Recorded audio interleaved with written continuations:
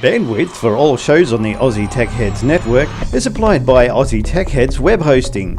For a fast, affordable and reliable Australian server with fantastic support, contact Aussie Tech Heads Web Hosting at aussietechheads.com.au. Aussie Tech Heads, Australia's best hosting service.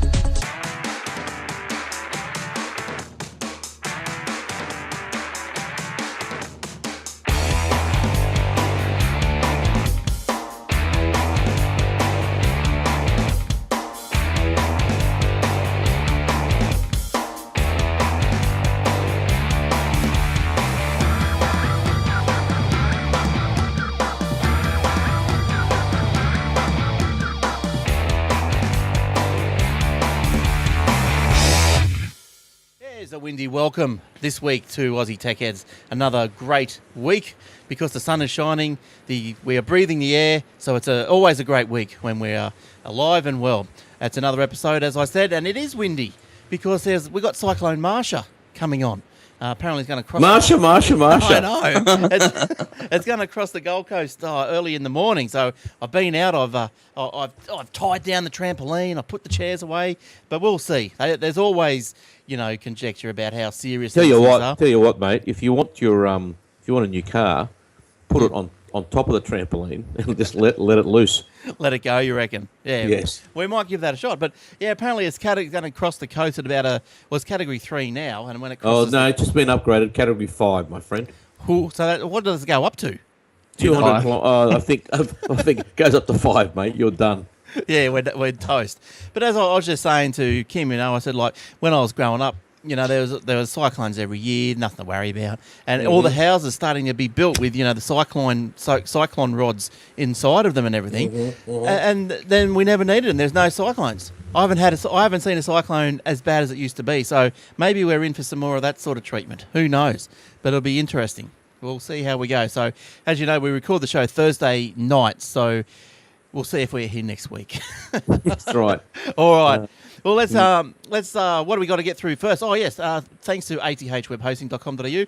Any shared hosting services that you need, jump onto that website and jump into some of them because they're good. They're Australian servers are on Australian soil, so it's all nice and pingy fast and all that sort of stuff. And also scopeiteducation.com.au. More about them later. All right. Now we've already heard from Eric. How you been, Eric? We haven't seen you for a couple of weeks.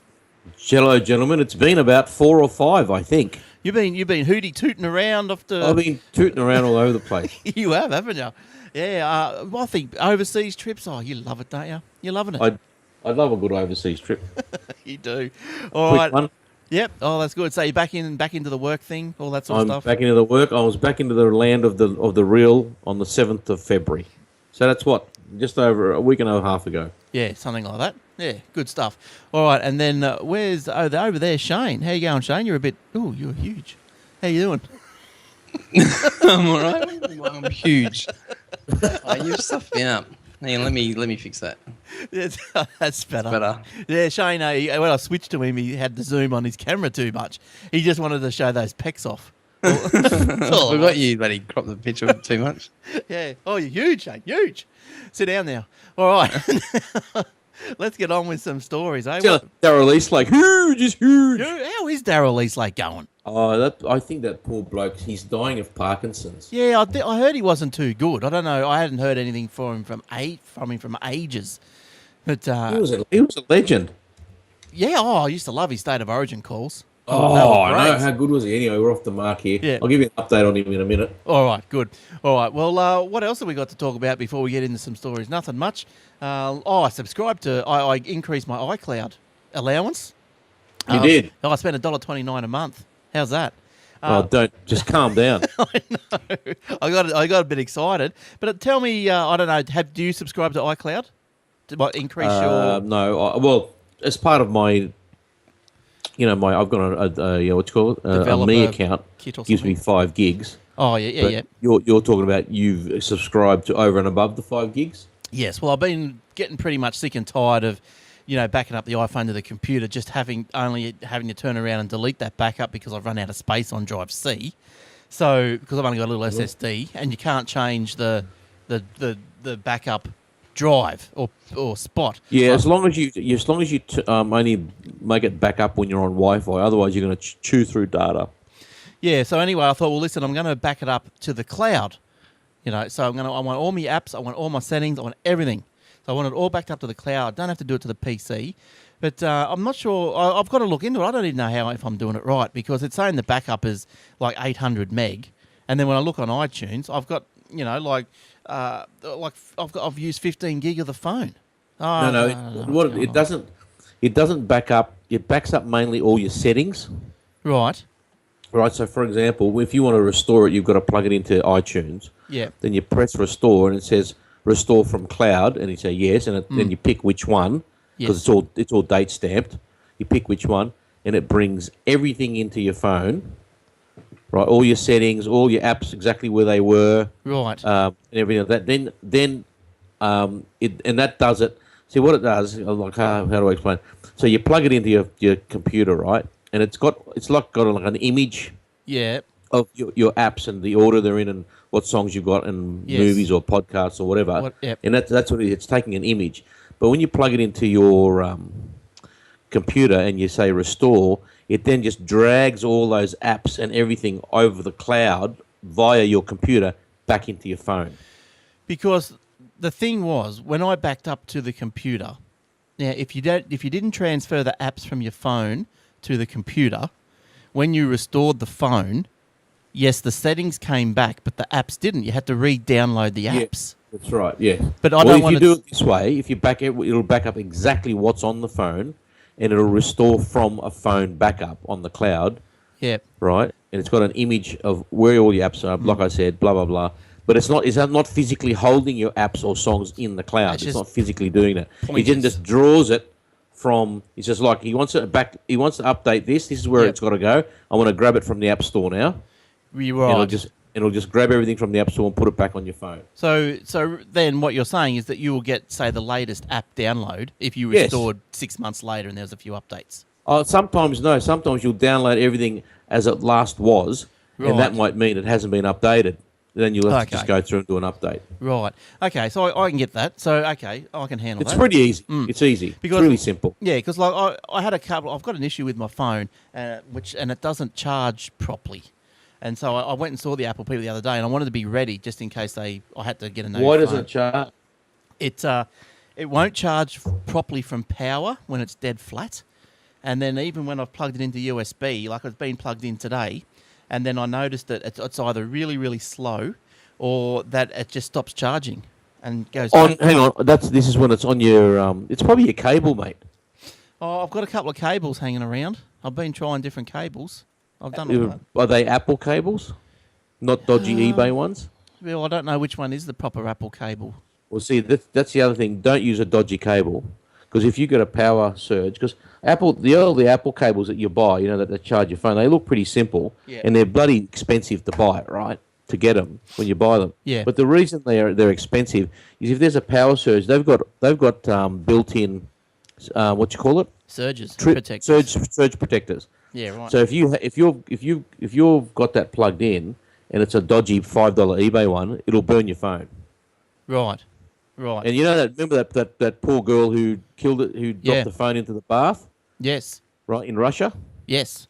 Well, she was using a dodgy cable. If that was an Apple cable, it would have tripped the switch and nothing would have happened. Yeah, okay. Alrighty-o. So don't use dodgy cables. Yeah, well, anyway, he took it away, cleaned the little thing out. He said sometimes lint gets in there. I think I spoke about this last week, so I won't go too much into it. But I wanted to just, have a backup. I didn't want to download apps. I just wanted to plug, another phone in and have it all just smicko. I didn't want any dramas. But anyway, we're talking about Apple. I think we spoke about this on the Aussie Mac Zone this week, but anyway, I thought it was of enough interest to say it again.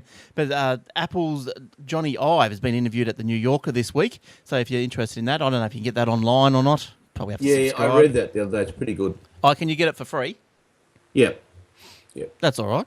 That's good. So, New Yorker, go and have a look at it, go and have a read of it. He goes into some detail about Apple's redesigning of all the Apple stores, probably moving away from the sterile environment, probably getting more towards a more luxurious environment. Well, I heard that they were going to do revamps because of the watches. That's right. Yes, right. That's probably right. So they have to make it look a little bit different right. for the watches. I don't think it'll be a huge change because otherwise it'll turn people off. It has to be something familiar that people still recognise. Go, oh yeah, there's an Apple store there. I feel good there. I'll do that. So I reckon it might be. They might do a slight change to the furniture, possibly. Yeah. Or maybe the colour of the furniture, possibly. Yeah. Okay. They'll get away from the beechwood colour, yes. which is a little bit. Let's face it, it's a bit early 2000s, that sort of stuff. Yeah. Oh well, they might just up the ante a bit. Do you reckon change the shirts? Maybe they'll make the guys wear collared shirts. They're going to wear Samsung shirts. Yes. Well, but and then they'll know what it's like for people not to come into the store and talk to them. So, but it looks like it's going to be, I don't know, a bit of a change. And one of the other things that Johnny Ive was going on about, or some information that probably you didn't really know too much, was he had some input into the 3-prong lightsabers from Star Wars. The Force Awakens. Very good. Yeah, so he's everywhere. He is everywhere. That's why he's Sir Johnny Ive. Yeah, Sir Johnny Ive. The thing that I noticed out of that interview was a couple of things, actually. He wanted the iPad to be released before the phone, and he got overruled by Jobsy. Yeah, that's true. And there was something else. Oh, yeah, and when Jobsy came back, he apparently had his resignation all written up because he thought that he was going to be replaced by some other head design guy. Yeah, okay. Yeah, that's right. But they clicked straight away. What I heard about the Jobsy thing, because I think it's in his book, that they were actually going towards releasing an iPad first. They both were, like Ives and Jobsy were right on that. I think it's in his book, I think. And for some reason, Shane, you're right, Steve Jobs put the mocker on it. But he gave a reason in the book why. I think the reason that and I'm not sure on this, don't quote me, but I think in the book they said that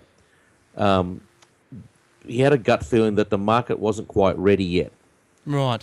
For a big tablet. So they thought, well, let's bring the phone out because it's like an introduction to tablets. Yep. And then we'll build it up from there. It was something along those lines, and I think Jobs read that pretty well, I think. Yeah, I think so. Obviously, we know that the phone was a big success. Yeah, sorry, Shane. I was going to say the article puts it in a way that he wanted the phone out first because there was already phones out there and people were familiar with the kind of form factor. Yep. Whereas, going to a tablet first, then it would have been too much of a change for people. That's true. And also, too, remember he had the ghost of the Newton past to deal with. Yeah. What's that?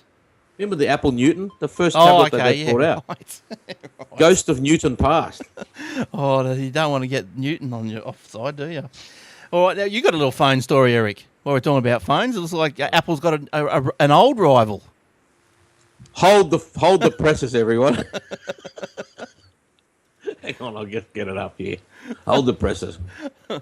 In Japan, now I have to put on the old radio voice. In Japan, old flip phones are apparently, I don't know if this is a joke or not, are apparently the iPhone's newest rival.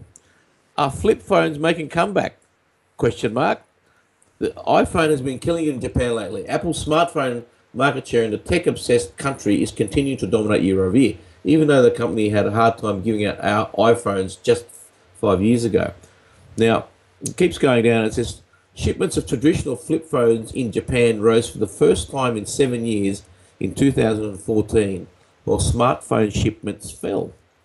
There you go. I don't understand. No. Well, do you think it's because they're more robust, or they've been watching? Well, you remember the Motorola flip phones, those really skinny ones? Everyone had them. Yeah. Right? Yeah. They're really tiny. You could shove them in your pocket. You could drop it down the toilet. You could run over it. You could, do what you wanted to. You could pretty much abuse it, and it just kept going. Well, maybe they were very robust. Maybe Japan's just started watching Breaking Bad or something. Because they love the burners. They love just snapping them, don't they? Throw them in the bin, Well, that could. See, they're very fashion obsessed. Japan, they're always doing what's the latest trend, And maybe you're right. They've seen a show like Breaking Bad. Oh, look at all these people with a phone. Have you caught up? Have you caught up with Better Call Saul yet? No, I haven't.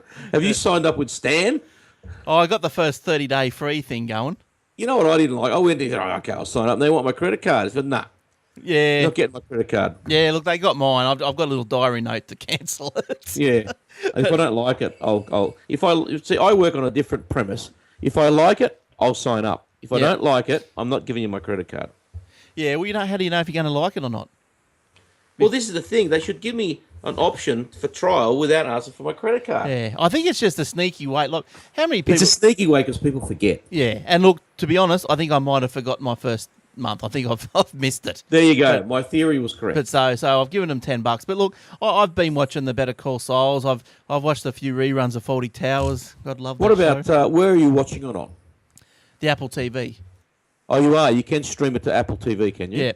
You From weren't where? From your iPad or your computer? Oh, the iPhone. Oh, from yeah. the iPhone. Yeah, but you Have weren't. they got a Stan app? Yeah.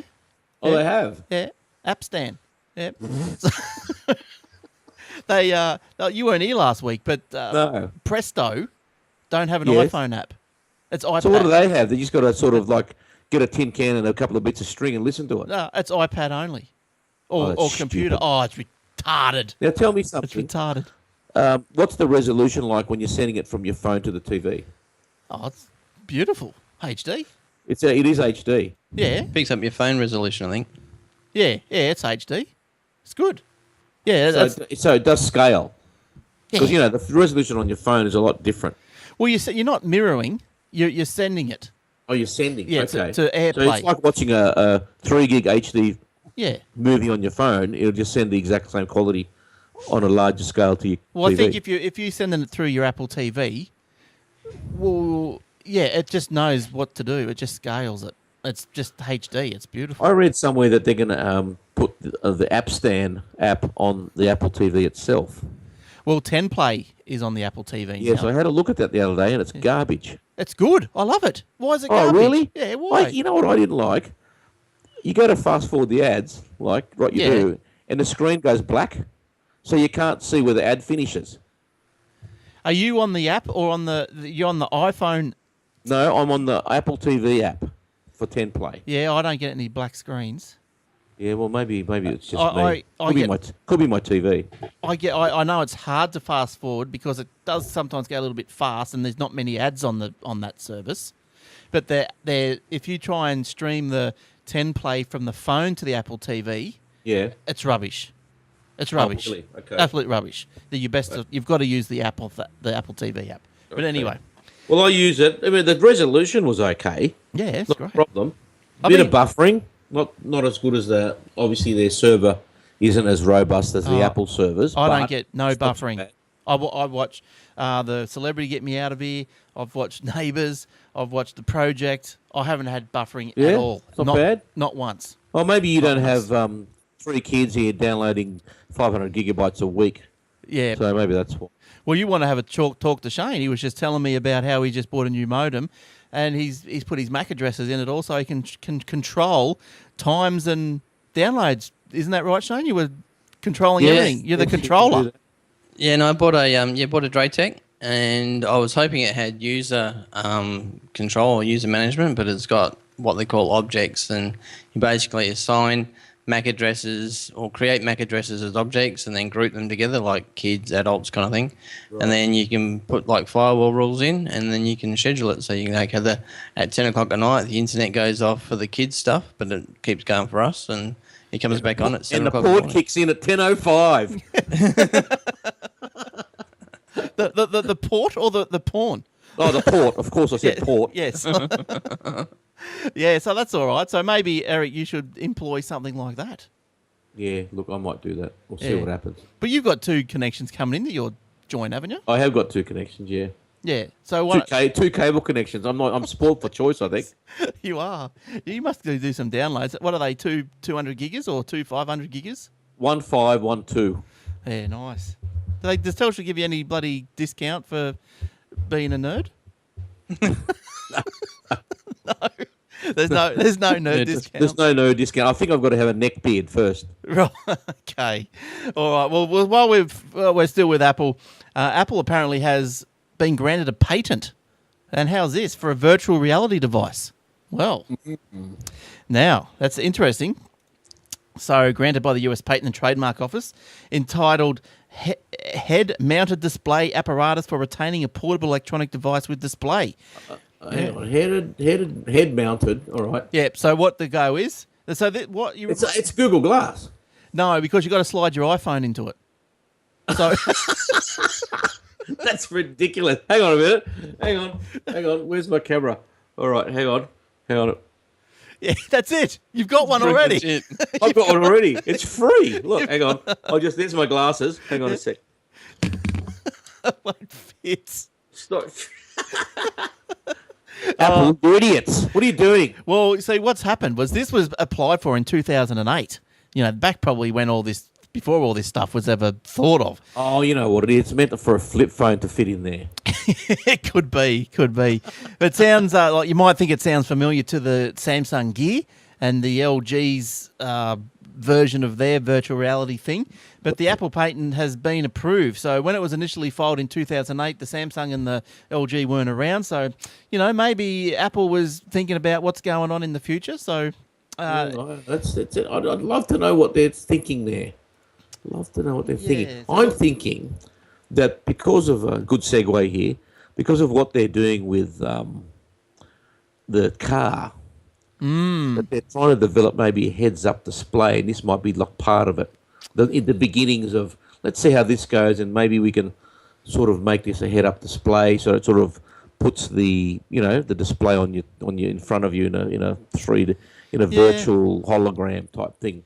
Yeah, look, I don't know. I think, look, I'm probably with you. I think it's a bit of a silly idea. Like, when you put like a screen up that close to your face, weren't you told? I can't see. Weren't you told when you was a kid that you watch the TV too close, you go get blind and go get glasses? Well, there's two ways you can go blind as a kid. That's one of them. Yes, and there's also another well-known way. There's another one. Yeah, so that's that. But you were talking about the car. Yes. You got some info about the car?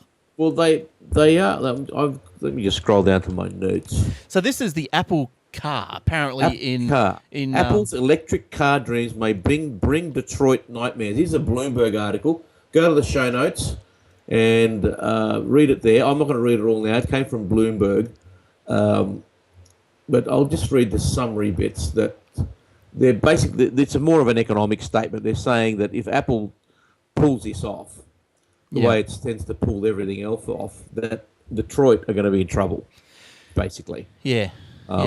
They do have $178 billion in cash in the bank, which is 200 billion Aussie. So that's not bad. They could pay off our national debt, or 90% of it. Yeah, it's crazy, isn't it? So that'll be interesting. I don't think I'm not a fan of, I won't buy their watch.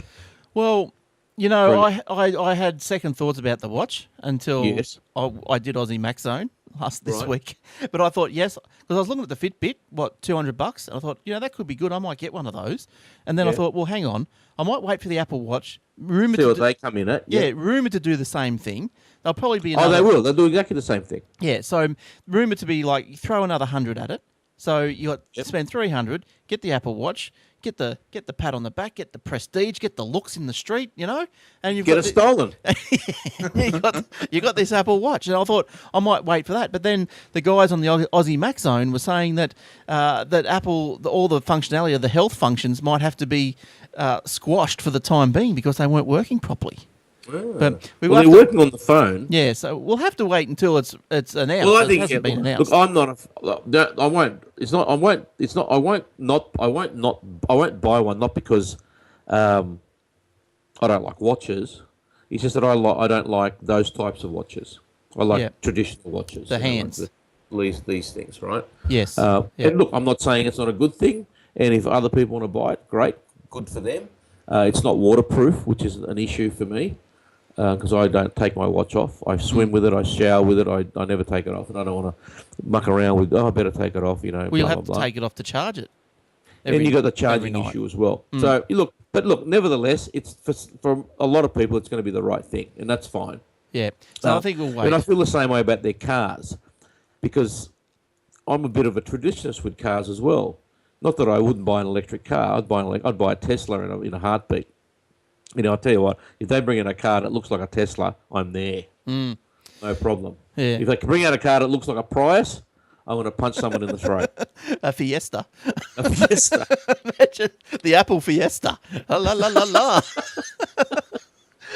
Yeah, so look, that's going to be interesting. I hope they do one. I think it'll be good. And they're already sort of leading in that direction with their CarPlay software. Yeah. That and you've seen that in my notes there. Go down to the bottom of the show notes. And all the, we've got Ferrari, Alfa Romeo, Audi, BMW. Who's that? Chrysler, Citroen, Honda, Hyundai, Jeep, Maserati, Jeep, Kia, Mazda, Mercedes. They're all of them. Yeah. They've all VW, got. Subaru. Yeah, they're all there. From 2014 onwards, they do offer it in some of their models, like the high-end, their more expensive models. What's the main thrust of CarPlay? What's it going to do for you? Well, if you scroll down to the pictures, you'll see what it is. There's a little hidden in a Merc. There's a little hidden thing in the center console that you just plug your phone into, right? Just click. Like, remember the old style cradles? Yeah, yeah. The car phone. It'll be one of those. Just clicks in there, and automatically, what it does, it mirrors your phone onto the dash. Right. Right. So it looks like a proper, nav system that you see in cars. But this time it's your phone with all the buttons on it. It's got the swipe capability. It's a touch screen, blah, blah, blah. Yep. So it's got all that on it. Yeah, it looks and it does replace your the stereo, radio. your stereo. Everything will be there, right? So you can listen to the radio through it because you got that radio app. What's it called? Yeah, That everyone's got. I can't remember. Tune-in radio. Tune-in radio. Yep. So you can listen to the radio through that. You can play your podcast. You can watch your YouTube videos. You can got your maps on there. So it replaces a traditional center console of a car that's got radio, blah blah blah, TV, all that sort of stuff. Yeah, right. Well, It's basically it's like your phone. You're sending it to your Apple TV onto your TV. I've got a Bluetooth radio in my car, so I can send stuff to it and play. Yes, I can do that too. I can send it radio-wise, but no video. No. And this will send everything. Yeah, right. It'll be a complete relay, just like at home when you're sending, app stand to your TV. Yes. Can you get when you jump in your car with the Apple iPhone, so the iPhone automatically switches to the radio, and pairs to your radio? Yeah, when I jump in the car, it automatically switches. It hooks up the phone into because they all got the phone system, right? So I see the phone dash because I've got one of these dashes that's got all the crap on it. Yeah. You can see the phone and you can dial it with the push button thing and whatnot, and it will start playing the last thing I played on my iPhone. So if I was listening to a podcast and I had to leave the house and I have to unplug it, I go into the car and it recommences where I last left off. Yeah, right. I have to switch manually to radio if I want to watch the radio, to listen to the radio. Yeah, because the only reason I was asking is because mine does all that sort of stuff, but it pairs to the radio when I jump in the car, and then if I go to the maps or whatever, it starts coming through the radio. Yeah, the speakers. Yeah, it does it. I do that too. So it'll give me instructions over if I'm listening to the radio and it says turn left here, it'll lower the radio and up the volume on the driving instructions. Oh, mine doesn't do that. And I change it. I have to manually do it. So up and down. Well, no, so that the GPS is coming through the phone while it's still playing the podcast on the radio. Otherwise, I can't hear what's going on. Oh, right. No, mine, because it's playing, so it plays it at the same volume, does it? Yes. Oh, yes. Right. No, mine turns down the radio automatically. Yeah, right. And then increases the volume on the navigation by about 10%. All right. And then when that finishes, the radio goes up again back to its normal volume. All right. Well, Shane's been sitting there just so enthralled with all this Apple talk, haven't you, Shane? Have you? I actually have, because I've been, my Bluetooth in my car does the same thing. It does. If I've got Android stuff, but if I've got Google Maps going, and I've got the radio on, but obviously it's been paired, every time Google Maps wants to talk to me, Google Maps, the volume goes up and the radio goes down. Yeah, it's good. Now, Couldn't have it any other way. It'd drive me crazy. Yeah, we were just all excited about Eric's overseas trips, and one of the places that he goes to a lot, as far as I know, is Hong Kong. Is that where you go, Eric? You go to Hong Kong? Yes, mate, yeah. Yeah. Oh, you seen what they're doing with the internet?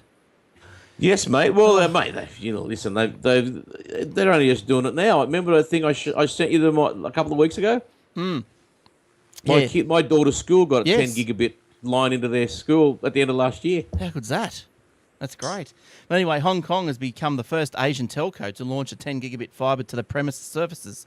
I love that. Oh, it's set to deliver services to first customers in mid-March. How big is Hong Kong in area? Not very.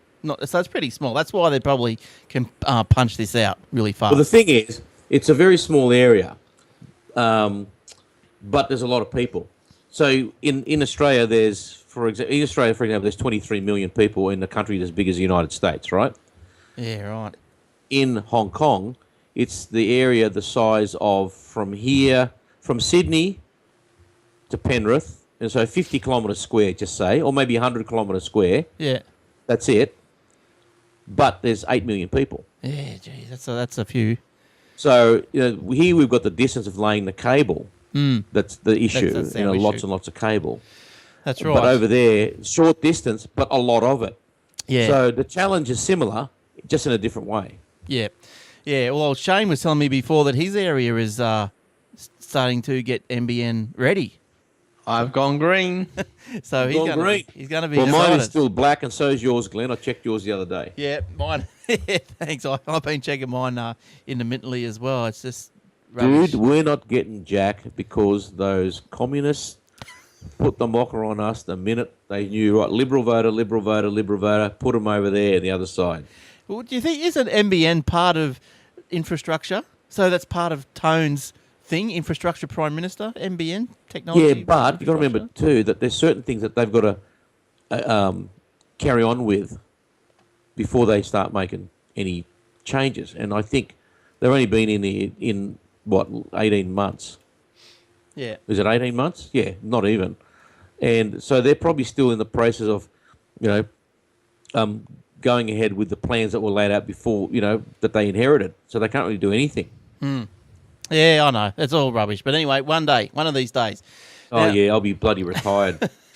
Now, look, if you've been listening to us for the last couple of weeks, you would have heard us speak about the Scope IT Education. You can find them at scopeiteducation.com.au. Great sponsors of the show now, for this month at least anyway.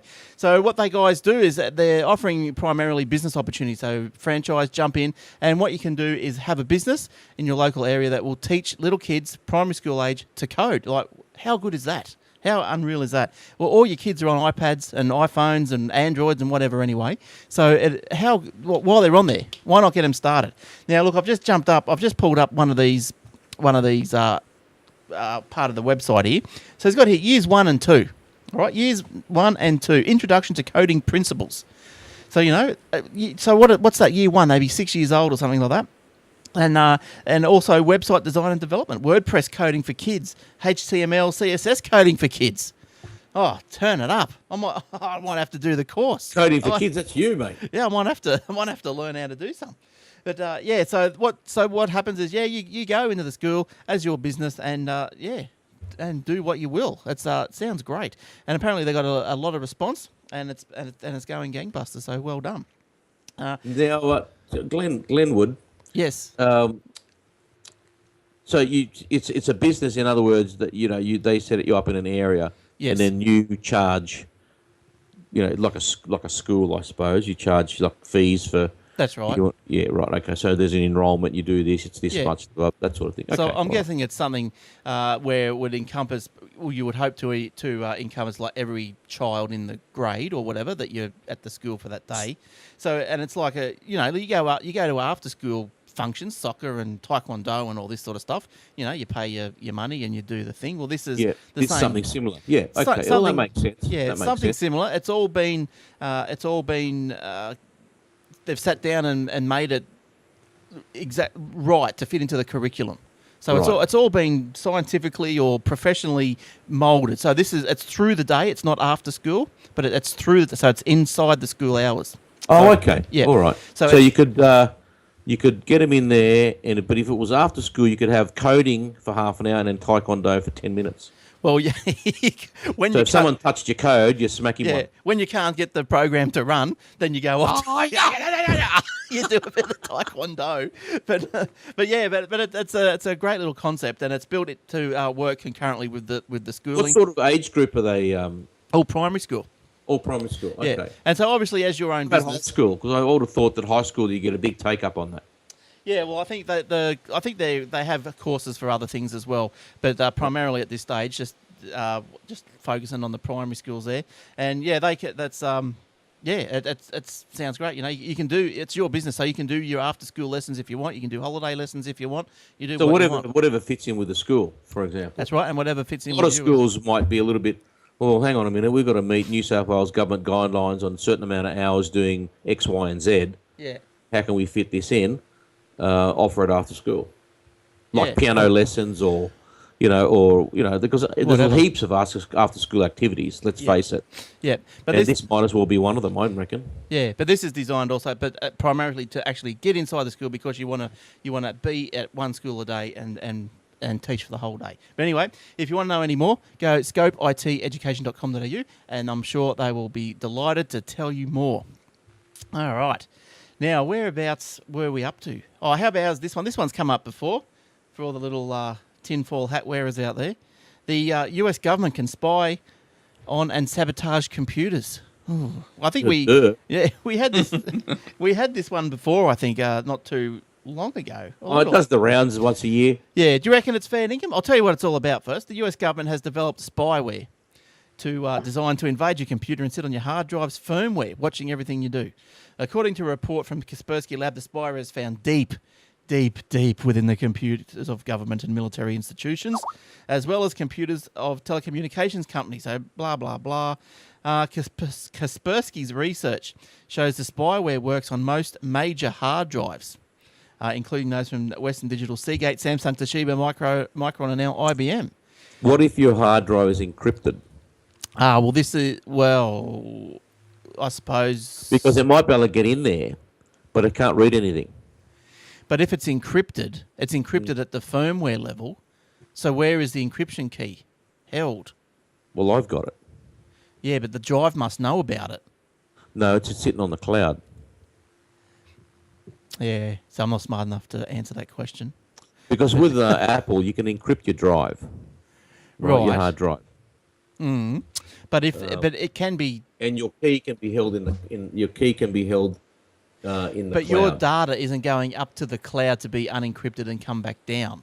No, it's not. It's encrypted on my drive. Yeah, so if it's on your drive, the drive at some stage will have to know what that key is.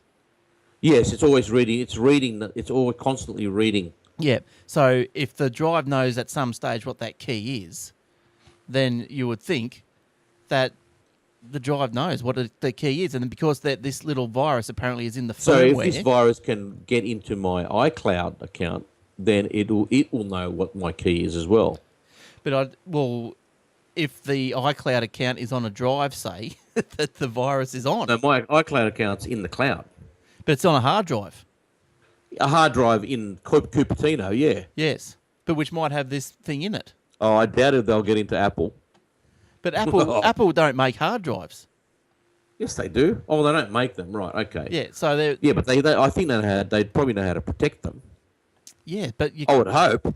But actually, no. A few months ago, wasn't there a break-in? Hang on a minute. Backtrack. So according to Neowin, which is the dudes that sort of did this story, Western Digital, Seagate, and Micron said they had no knowledge of such spyware existing on their devices. So the question begs, how does it get there?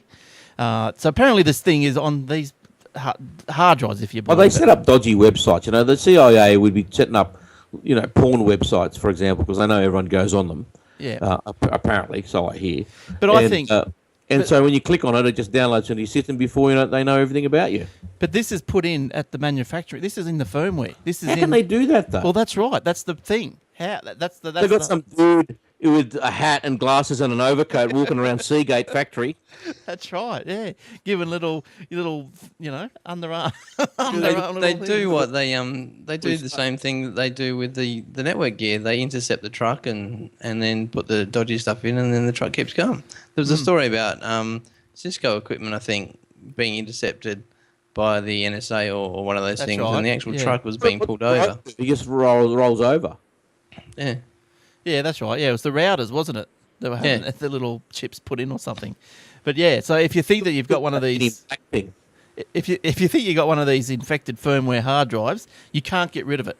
I think I might go black. Yeah. I might go dark, I think. Yeah, go. Go black. I'll go dark. Go get a tan.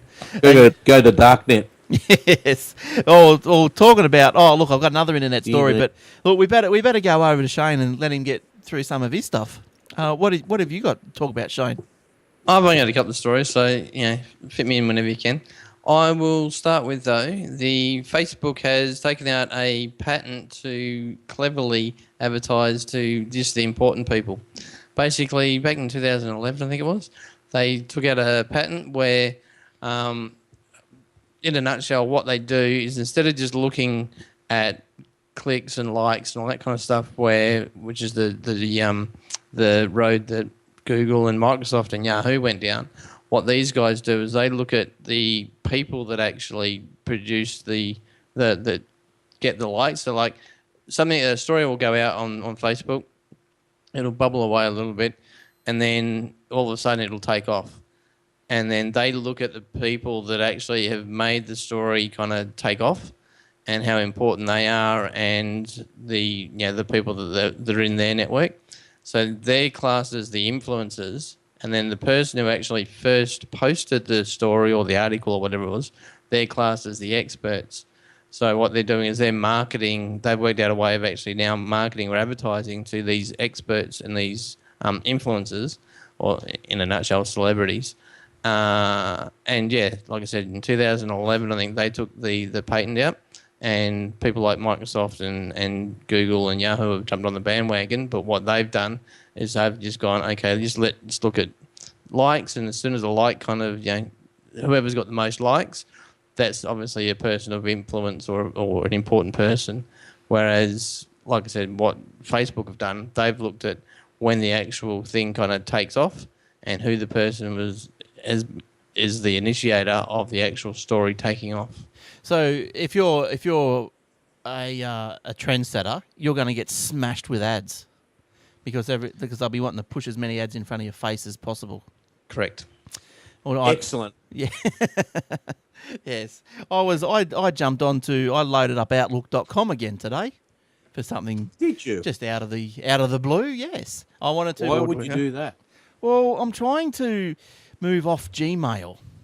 Yes. I just don't like the interface. And Me neither. I think it's very basic, and it looks like you're stuck in 1995. Yeah, I'm just trying to get off it, and I like the Outlook.com interface. And but I just didn't like the ad. They've got big ads down the side now, haven't they? Down there, They're going all hot. It's Hotmail. Yeah. So, but look, it's still something I could probably put up with. But yeah, it's a big change because I've got years of emails on the. If you're on Gmail. IMAP, mate, you got Gmail's IMAP. If you just go use an Outlook program on your desktop, it'll just drag all that stuff in. I tried that. I just didn't like the way that Outlook desktop handled conversations. Really? Yeah. What do you like to tag conversations? Oh, I like to get the history and stuff. Oh, I don't. Yeah. I hate all that. Yeah, like if I've got a running conversation with you in an email, well, I'd like to be able to just easily just scroll back through the history of it. Right. Rather than having to find a. Sure, there's not a way. Well, look, I'm going to have another look at it. Yeah, look, I'm going to have another look at it. I will. But I just loaded up Outlook.com just for something to do. And I know the mail app on a MacBook or a MacBook Pro, a laptop or a desktop, has conversations on their mail app like you're looking for.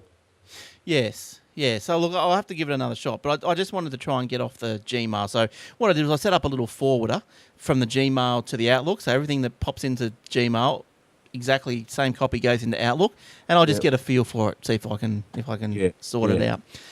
All right, what else have I got here? I was going to talk to you about the internet. Here we go. What have I got here? That's something about the internet. HTTP 2. We all know HTTP. Now there's version 2 that's supposed to speed up the web. And apparently this is for the first time in 16 years there's been a change to the HTTPs. The new version. Why? Just explain why it's going to make it faster. How? The new version of the hypertext transfer protocol is all done, completed, and in its little jar, ready to be shipped. It's currently being scrutinised on the RFC editor and will shortly be assigned an RFC number and be published. So that means it can become the standard protocol from the web. The last update to HTTP came 16 years ago. So that makes it about 1999 with the HTTP 1.1. So since then, we've all been using this outdated method of web building and web surfing, and finally it's time to change. So, well, it should after 16 years. Everything else changes in like 6 months. While still retaining the same APIs as the HTTP, I think too many T's in that, allowing developers to work effortlessly with HTTP2 brings many benefits to the web in general. The biggest change for web users is, for those of you who stress out over the web server strain, is HTTP2 reduces the cost of page requests. This means faster load time for users and ends to worrying about pages crashing from too many requests. HTTP2 should also reduce the strain on servers and networks. As reduced number of connections being made, it allows for servers to push content to users, allowing them to proactively send things to a user's cache for future use, once again lowering the load times.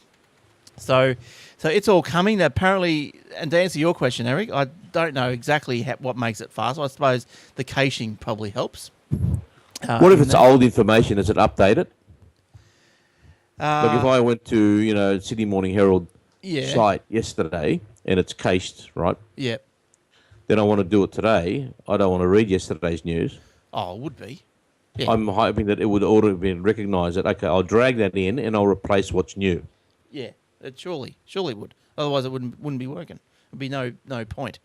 But, well, actually, you know what? In a way, I'm hoping that this doesn't come out. I'll tell you why. Because if it does, and things actually get faster, the government's got no incentive then to drag out the NBN.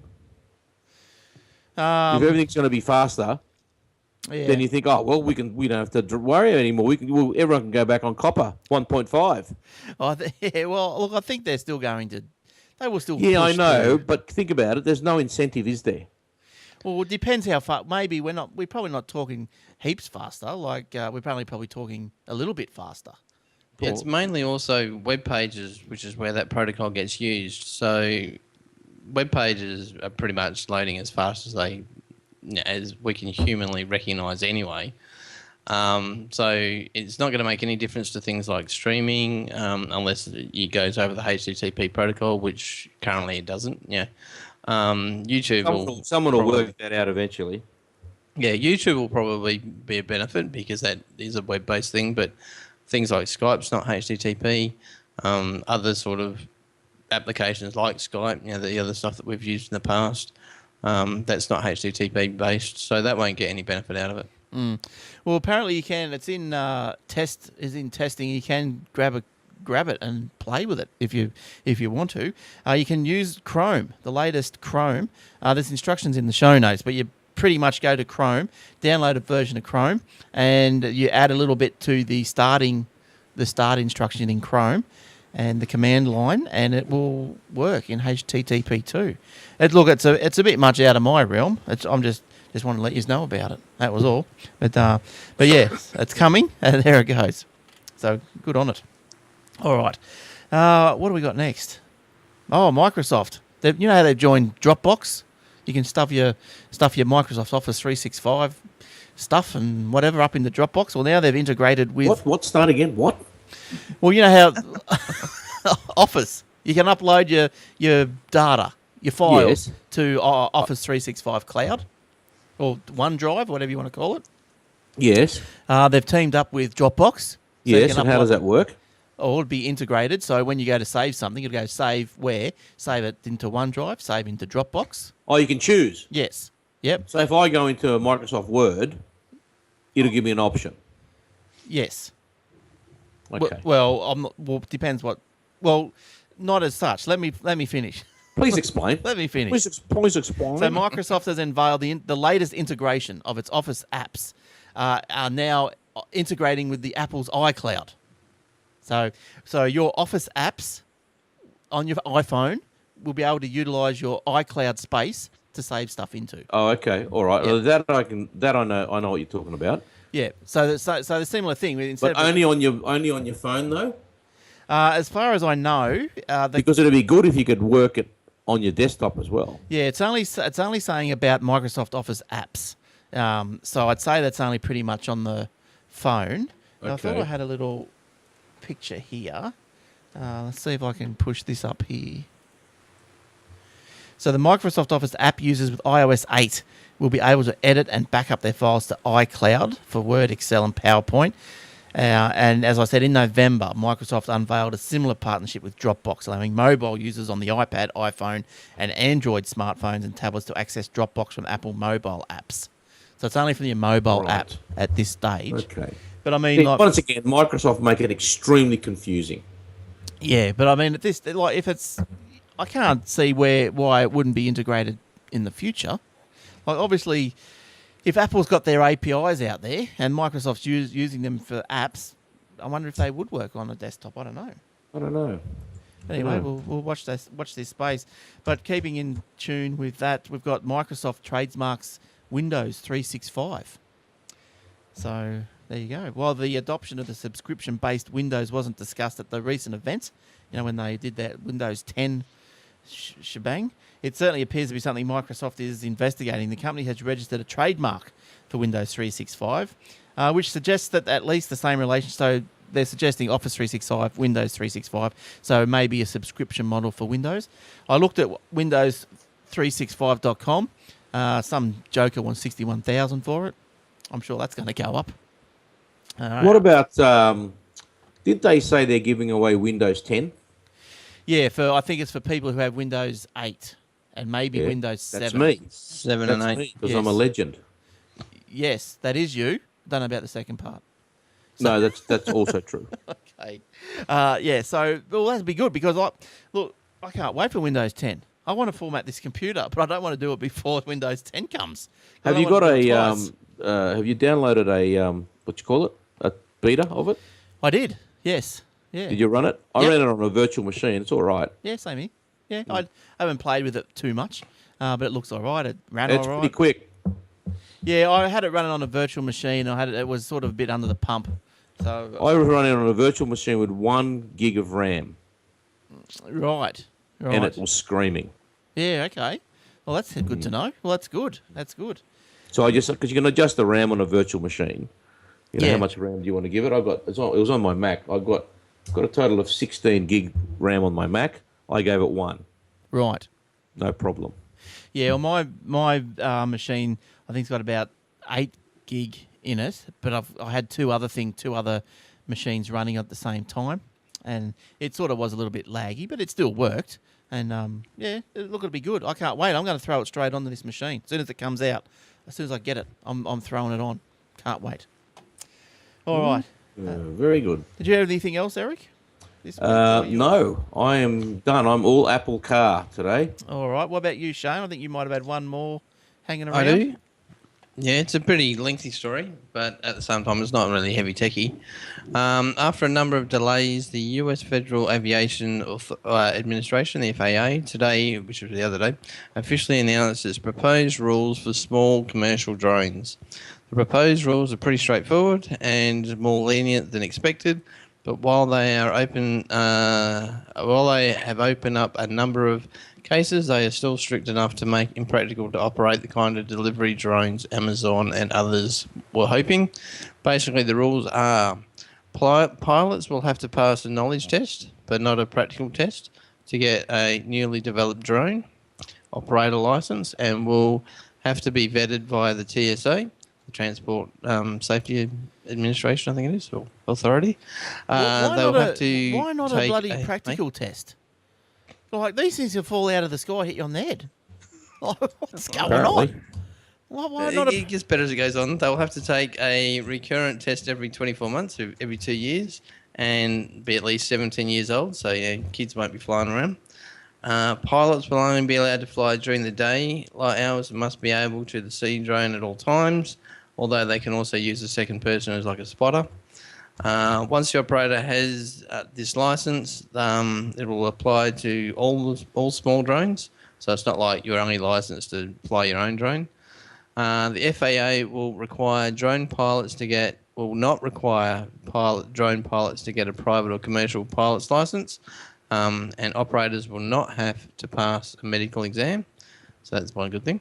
Commercial drones will only be allowed to fly under 500 feet and no faster than 100 miles an hour or 160 k's an hour. Oh, Slow down. oh, Drones will have to be registered with the FAA. Flights over people are prohibited, and visibility has to be over 3 miles or 4.8 kilometres. Drones can fly autonomously, but all other regulations like line of sight and maximum height, etc., still apply. And the pilot has to be able to take manual control at all times. Yeah. And the FAA is also considering to create a separate category for very small drones under 4.4 pounds or 2 kilos. look, this is all going to end in tears. All this drone business, they're going to fall out of the sky. They're going to ram up someone's bum or something and hit them on the head, knock them out, bloody do whatever. It's going to end in tears. It's going to lawsuits. It's an accident everywhere. waiting to happen, you reckon? Lawsuits everywhere. I can't understand them. Yeah. But so get your lawyers ready. Yeah, I'd like one though. Be good. All right. Yeah, same here. Where can I get one? Yes. Oh well, I think that's about all the stories we got this week. There wasn't too much going on, was there? Not really too much Aussie sort of concentrated stories. We don't do anything in this country. No, not too much. Just saw Malcolm Turnbull on Q&A. Oh, that left wing. I won't say it. Yeah, He's a traitor. Oh, but look, he's a plant. He's a socialist plant. He's dying for the job. He's not going to get it. Jonesy's kept your end. Oh, Jonesy, didn't he give it to him a couple of weeks ago? he kept it up. He kept your spirits high, Eric, didn't he? Like who was he? Who was he going in for? Chris Bowen or someone? Oh, he went Chris Bowen the other night. Yeah. He's an idiot. Chris Bowen is an idiot. Yeah. Never had a real job in his life. Are you listening? Probably not. You should be. You might learn something. Idiot. I don't actually mind him. I think come on. He speaks well. That doesn't mean anything, mate. So did Kevin Rudd. Yeah, I know, but that doesn't mean I agree or disagree. So does Barack Obama. I like him. And the United States have got $3 trillion in debt. That doesn't mean anything, mate. Maybe Apple could bail him out. Oh, God. All right. Don't get me started. No, we're going to go before. I'm sorry I brought AJ up. Goodbye, everyone. Now, last minute of the day, before you go to bed, have some berries. Oh, isn't that another joke? I ate Have them. some berries. I ate them berries. I'll tell you what, before you have the berries, though, I might just go out the back, water them with sewage water, Yeah. and then I'll put them in a bag, freeze them, and give them to you. Send them up. Yeah, send them up. Yeah, and we'll pay double. We'll export all our berries, which are clean, and buy your berries for twice the price, which are filthy. Because like for Christmas we got this U-Butte little blender, that makes all the shakes, the health shakes and whatever you put in it. Yes. And so we thought, wouldn't it be nice, make some real healthy shakes. So get some berries in there. Instead of buying the punnet of strawberries, there's like $12 a punnet. You got these frozen things that were $2 for half a kilo or whatever it was. There you go. So we ate some of them. So I'm just hanging around waiting to see if I get some hepatitis. So give your mates a call. Hep A, B, and C. Yeah, well, I've had the injections like ages ago, so I should be right for that.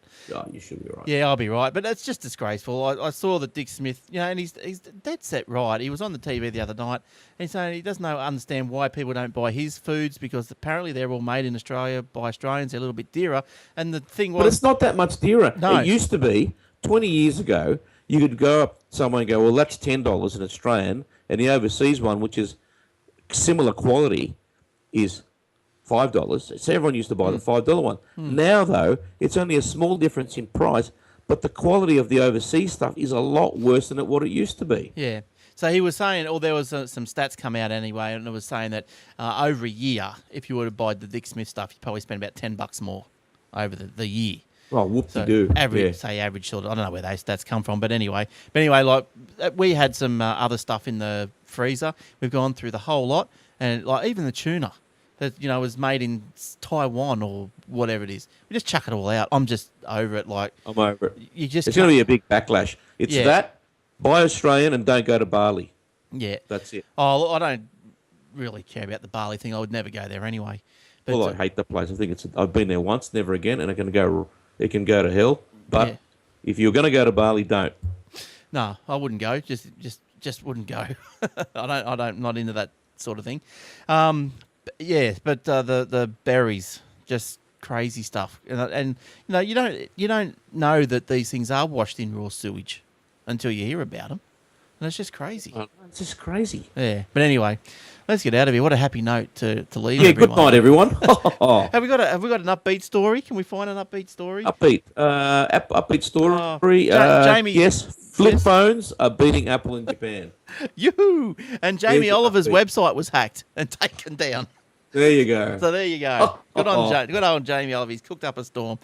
All right. Oh, I've got to watch Celebrity Get Me Out of Here. That's a great show. I'm on to that too. All Watched right. that Gogglebox last night. That was Oh no! How'd you go with a laugh. that? It wasn't, yeah, and it's obviously not, it's not going to stretch your intelligence or anything, but it's I good think to, I think it's actually going to detract from it. Oh, I watched a bit of that. I could think of nothing more boring. I'd rather stick needles into Yes. my toenails than watch any more of that. What a Oh, waste God. of time. Horrible. it was good for a laugh. Oh, no, Shane, no. All right, let's get out of here. All right, thanks for listening. Thanks to, remember, athwebhosting.com.au, scopeiteducation.com.au. Don't forget the facebook.com/Aussie Tech Eds, youtube.com/Aussie Tech Eds, the webpage, the show notes, the AussieTechRadio.com, 24/7 Shoutcast Radio. You love it. Shane loves it. Eric loves it. He listens to it on his tune-in radio in the car. Yeah, mate. All the good stuff. So until next week, have a good week. Hope we're still here. Hope the wind doesn't blow me away. We'll see you then. See you, Eric. See you, Shane. Bye, everyone. See ya. See you all later. Ta-da.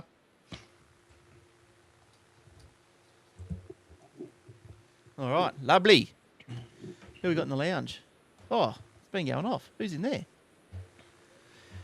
Milo. That's all. Blah, blah, blah. Eric. Cabes crap. Widescreen. That's better. I'm watching. Hello. Milo. Bummer. Buffering. Poodleanix is in there, similar to that Samsung kit. Osmos, Sid. Are we happy with $1 billion? Oh, yeah, who wouldn't? Telstra coming to Sydney, Tesla. Already are. Oh, 4G dropped out. 10 gigabit. I'm actually watching tonight. Damn ads. Yeah, I don't know what brings the ads in. Look, I did have a look at some other streaming services. There's not too many around. Ustream's about it. I might have to go back live stream. PA's back. I think the local cell tower dropped out. Someone's censored. What's this? Mongrel gear. Ready to fly packages. Phantom. What's that? That's probably on top of the story I did about the drones. Oh, right. It's hard to tell. It's actually made half and half important. That's the Aussie stuff. Yeah, I know. It's rubbish. All right. Thanks, Milo. All right. Thanks, streamers. Thank you all. We'll see you guys next week, hopefully. Thanks for coming in. All right. Ciao.